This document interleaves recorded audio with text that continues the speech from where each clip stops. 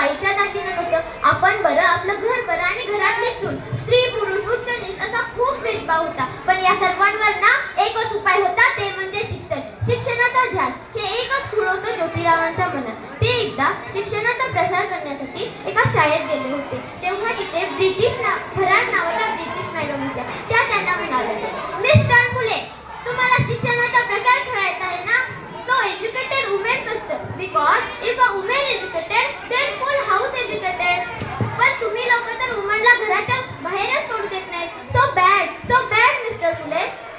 ते आले ते माझ्याकडे पाटी आणि पेन्सिल घेऊन आणि मला म्हणाले, सावित्री, आजपासून मी तुला शिकवणार. आणि झालं, सुरू झाला माझा अभ्यास. बेद के बे, बेदून चार, पेंची सा, काना, मात्रा, वेलांटी, आकार, उकार, सार. मी लिहायला शिकले, वाचायला शिकले. बघता बघता मी काव्य सुद्धा रचू लागले. आणि अशातच 1 जानेवारी, होय, शनिवार दिनांक 1 जानेवारी 1848 ला मी पुण्यातील भिडेवाड्यात सर्व धर्म मुलींसाठी पहिली शाळा सुरू केली. आणि मी पहिली शिक्षिका आणि मुख्याध्यापिका सुद्धा. शेळपाट्यासारखा जगलात ना तर काम तमाम होईल, आणि जर वाघासारखा जगलात ना तर नाम होईल. पण मात्र समाजाचं तर धर्म बुडाला म्हणून नुसती कोल्हेकोई सुरू होती. एखाद्या सामान्य माणसानं जर शिक्षण घेतलं तर यात कोणाचा धर्म बुडतो? धर्मासाठी माणूस की माणसासाठी धर्म असतो? इतका चकलादू असू शकतो का हा धर्म?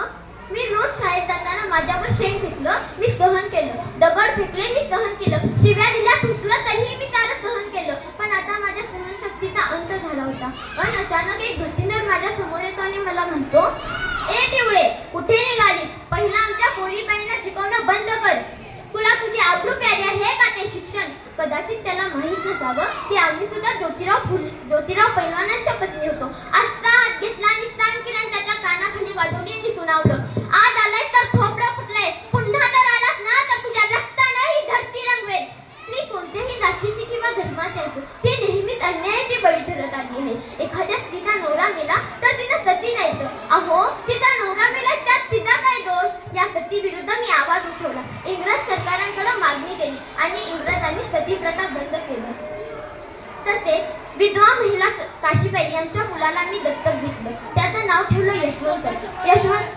यशवंताच्या धुरू पावलांनी आमचं अंगण कसं भरून जायचं. यशवंताला आम्ही सांभाळलं, मोठं केलं आणि डॉक्टर सुद्धा बनवलं. आणि अचानक पुण्यामध्ये प्लेगची साथ पसरली. गाठून लोक पटापटा मरू लागले. मी यशवंताला सांगितलं, यशवंता, आता आपल्याला हॉस्पिटल उभं करायला हवं. यशवंत आता हॉस्पिटल उभं केलं. तिथे रुग्णांचा उपचार मी करत होते. पण प्लेग हा संसर्गजन्य होता. तो कधी ना कधी मला होणार होता, कधी ना कधी माझ्या यशवंतालाही होणार होता. पण आम्ही जगलो या समाजासाठीच ना. आणि जर याच समाजाची सेवा करत असताना जर आम्हाला मरण पत्करलं तर हे मरणा तुझं स्वागत आहे रे. ओ, सावित्रीची मी सावित्रीबाई झाली. सावित्रीबाईची सावित्री माईही झाले. बघता बघता आमच्या 18 शाळा सुरू झाल्या. केशवपण, सतीप्रथा अशा चुकीच्या रूढी परंपरांवर आम्ही विरोध केला. कारण आनंद होता तो आयाबाया शिकण्याचा.